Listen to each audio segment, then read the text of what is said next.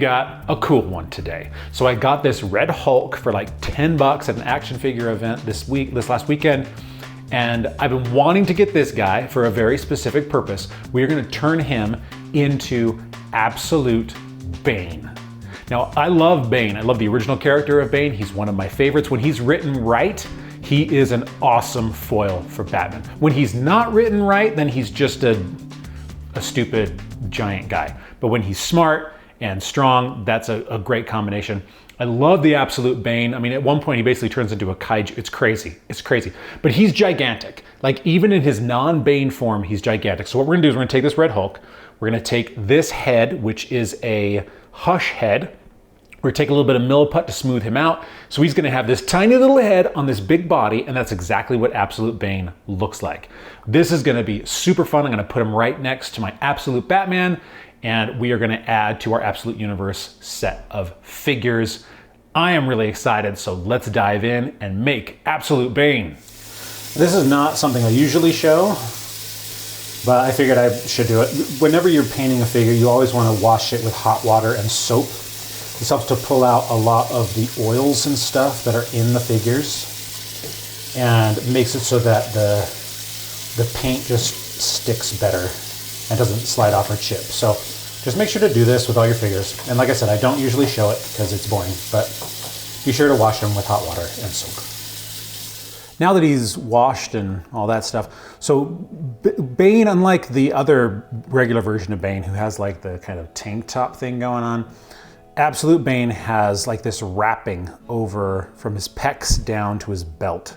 So what I'm gonna do is I'm gonna use this Batman cape from the, I just realized this is from the the figure I used as the base for the Absolute Batman. That's kind of fun. A little bit of, you know, coincidence. Anyway, I'm gonna take it like this. I'm gonna cut right here for the belt because I'm using this cape because it looks like wrappings. Because that's basically what he's got. He's got wrappings, and then we're gonna add, like he's got a gun holster. So I'm gonna add that right here and a couple of other things to just make it look like Bane. Then I'm gonna take another cape, and we'll add the lines here on his arms for the gloves and for his boots. I'm not gonna worry so much about like making his feet look like he's got boots on. This is all just gonna get painted black.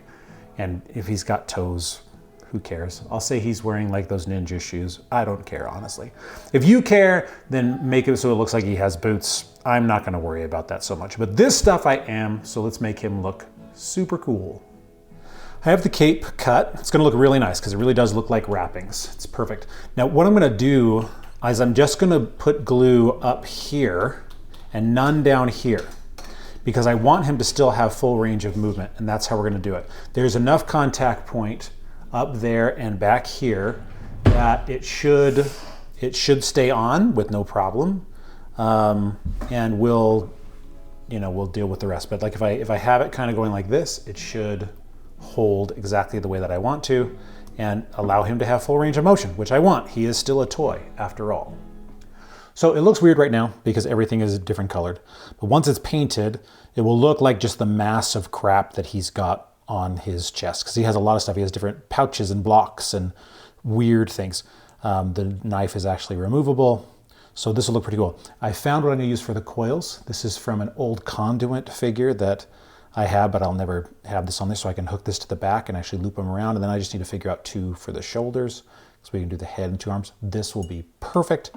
And before we call it a night, I'm actually gonna add some more veins with some fabric paint, because this version of Bane has more veins than really any other. So I'm just gonna go through, add some in here, and since this is the red paint, it's gonna match once the time comes to paint him up. But this will be quite perfect. See that? Look at that. Looking great. Went ahead and glued this to the back.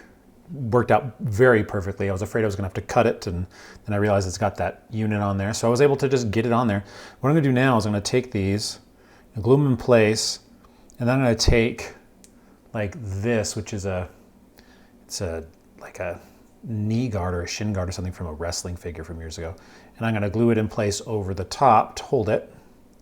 and it'll look like what he's got on his arms. I'm gonna have to figure out something for the shoulder ones, because he does have shoulder ones that come in like this. This one obviously will go into the head, and this one over to this arm. But that is how we're gonna do it, and that'll be his venom holders. I think it's gonna turn out pretty great. I mean, you could use wire, you could use a couple different things if you wanted for this. For me, I wanted to use something plastic that was bendable that would allow me to move them around, and I think this is gonna be the perfect solution. Now that the venom tubes are in place, I'm going to do a layer of black over all of this, because basically everything on his torso is just black. There's really no color to anything. Obviously, I'm going to leave the knife just for a little splash of color, because that can come out, you know. I'm going to leave that the way that it is. Everything else is just getting a coat of black. So all it's going to be is textures. At the end, I'm probably going to do, you know, a light dry brush over the top with some white just to hit some of these things, but I want this to be the black that it is in the comics. And it's just a bunch of random textures. Like, you look at the pictures and that's all it is. Like, you can't even tell. You can see the gun, obviously, but everything else is just a bunch of funky patches and things. Weird looking tech. So that's all you need. You don't need to overcomplicate anything. And while we're here, we'll start painting the gloves. So the toes that I thought were not going to bother me at all, now that they're painted, are bothering the crap out of me. So I'm going to take some Milliput. I'm going to take a little bit and I'm going to get some in the crevices here on the head to kind of smooth it out. The texturing here doesn't bother me too bad, but I do want to smooth it out a little bit more. And then I'm going to take some, and we are going to form shoes over the toes, like some steel-toed boots. I'm not liking how the toes are looking. So that's what we're going to do next. You know, I could legitimately be called the garbage customizer, and it would be a legitimate moniker, because I love taking crazy, worthless things and using them for creative purposes. And so what I'm doing, I want to add some height to this guy just because I don't like the feet. Like, I've added the Milliput, but then he's got just flat feet. I didn't think it was going to bother me. It super is. What I'm going to do, I've taken a sole off of my son's shoe that he long since outgrew. And instead of just chucking it, I'm actually going to cut. I'm going to take this Sharpie that leaves a good mark, and I'm going to draw around his feet, and I'm going to cut it, and I'm actually use this as the soles for his feet. So it'll add that height to him, and it'll actually look like a boot. It's crazy. You know, other people might say it's insane. I don't care. I think it's going to look cool. I'm going to do it on both sides, and we're going to have some height for this Bane using legitimate shoe soles for his shoe soles.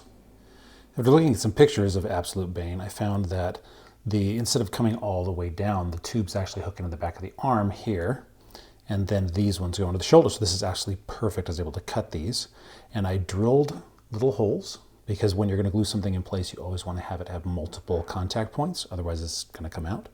And so this way, we have exactly how he looks in the comics. Well, most of the really crazy technical stuff is finished, and so now what we're going to do is we need to start working on the skin tone and the mask. What I'm going to do is I'm going to add a brown as a base tone for his flesh, because Bane is normally shown as being Hispanic and having a slightly darker skin tone. So I'm going to take this leather brown, we're going to go over the top of the red, and then I'm going to dry brush on some just regular flesh tone. Hopefully that'll give us a good tone.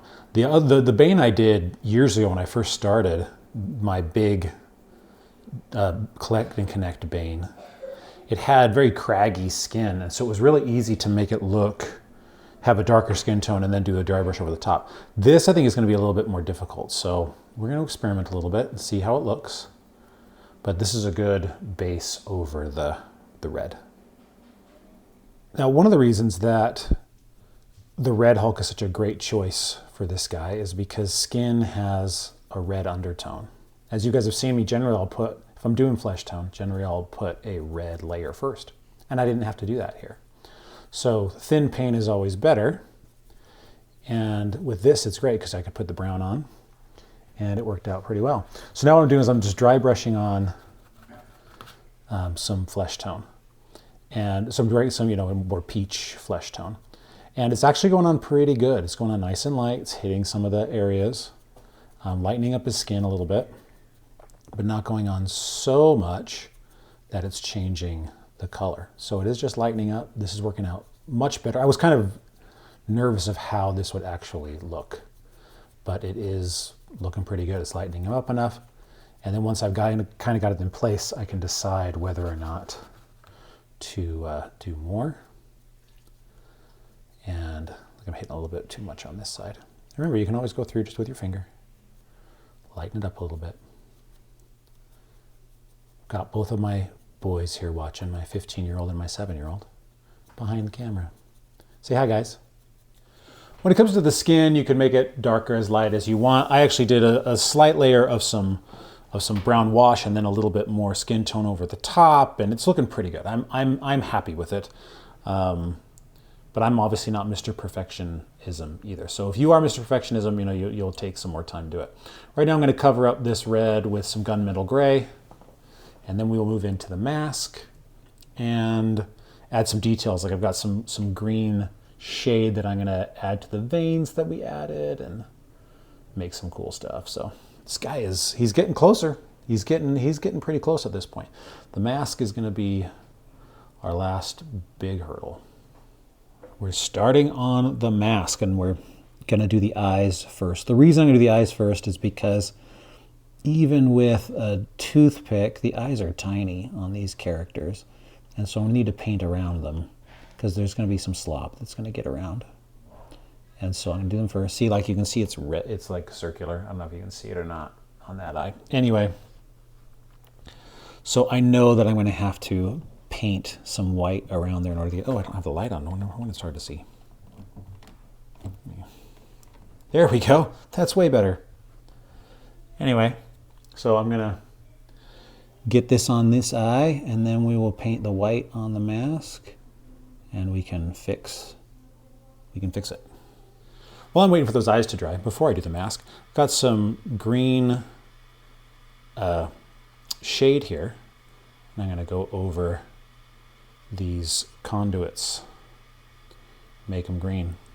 And while I got it out, I'll take a thinner brush, but I'll just show you. I'm going to hit some of these veins here to make them green as well. This is going to look really, really cool. And that's what I want from this guy. Oop, that's too much. Initially, I was going to start with the white, but then I looked at images and he does have black around his eyes. And so I'm going to start with that and then do the rest. Because then I can fill in, because it's going to be a little bit thick here, how I do the, you know, it's going to get kind of all over. There we go though. But that looks pretty perfect with the eye. So that's what I'm going to do over here. And then I can get the white and I can just go through here with some black. But we're getting close, and the veins are looking pretty cool. I might do a little bit of dry brush of flesh tone over the top of them, again, just to tone them down a little bit, make them look a little bit less pronounced, but you don't have to. That's a personal preference. If you want to do that, then you can. Last but not least, the white. The interesting thing about Absolute Bane is that the original, you know, it was kind of just a luchador mask. It didn't really have any purpose, or, you know, it was just kind of there. With this mask, in one of the issues, it talks about it, that it's actually a bird. It's the bird of Santa Prisca, like of the revolutionaries. And so it comes to a point, and then it actually has lines down here for the tail that look like teeth. So it makes it look a little bit more threatening, which I like. And then it just has a little bit more narrative reason for existing beyond just, I'm going to dress up like a luchador. So that's what we're going to do, is paint this in place. And I need to invest in some more brushes. My brushes are pretty jacked up at this point. We've been doing a lot of D&D minis. And so they've been suffering. And I need to get some new ones. Last but not least, on the mask, what I'm going to do is I'm going to take a toothpick, I'm going to paint the toothpick, and then that's how I'll do the straight lines here. I'm going to do it off camera because I need to really get close. I want to make sure that it's lined up. And I've learned that with stuff like this, doing it on camera often, I get it wrong. So that's what I'm going to do though. I'm going to paint this and then dab it, boom, boom, boom, 4 times. That'll be the teeth. And I think that we are completo. in theory, this guy is done, but the white is so bright that I kind of want to tone it down, and I'm nervous about it because I think he looks amazing. So I got a little bit of wash on this paintbrush, just a little bit, and I'm rubbing it in just to tone it down a little bit and see how it looks. I went through and I did have some more brushes that I haven't been using, but there's not really any thin ones. So I'm gonna have to, like I said before, I'm gonna have to invest a little bit this weekend and go and get some thinner brushes, because all my thin brushes are now dead. But they do get used a lot. Like I mean, obviously I do a lot of figures, and then I paint D&D figures too, and I've been using the same brushes for a while, and they've just recently started getting really bad. So anyway, okay, I think that does look a little bit better. Tone him down. I think what I'll do is get it in here a little bit more, and then do a little bit of white dry brush over the top, and I think he'll be good. It just was so white, like it looked so bright. Bane. This guy is great. I'm really happy with how he turned out. I think the flesh tone looks good. It's very consistent. The mask turned out pretty good. I mean, I learned that by the end of this, the brushes I was using, the thin brushes had gotten all kind of jacked up. And so I need to get some new thin brushes, but you learn that as you go. So the teeth down here on his chin could have been a little bit crisper, but overall, I'm really, really happy with how this guy is gonna look. He's gonna look amazing on display. He's big, he's bulky. This is the perfect body to use. So for those of you who are wanting to add to your Absolute collection, this is a great way to go. I mean, I think that with the mask and this look, he looks very much like one of the issues that Clay Mann drew, the artist Clay Mann. He drew Bane, and the face, I think, looks perfect, just like it did in that comic, because it's got you had the lines of the mask and all that sort of stuff. So I love this. This is why I do this hobby. That's why I hope that you guys do that. You can just do cool stuff that you like, that goes on your shelf, and you can just look at it and be like, oh, that's awesome. Like, that's something that I made, and whether it turns out as perfect as you want or whatever the flaws are, who cares, man? Just enjoy it, put it on display, and just look at it and appreciate it, because now it's a little work of art, and that's why we do this. So thank you so much for watching. I hope you guys have fun. I know that I do. That's what the only reason I do this is to have fun and to be artistic and creative. It's what I like to do. I hope you do as well, and I'll see you soon.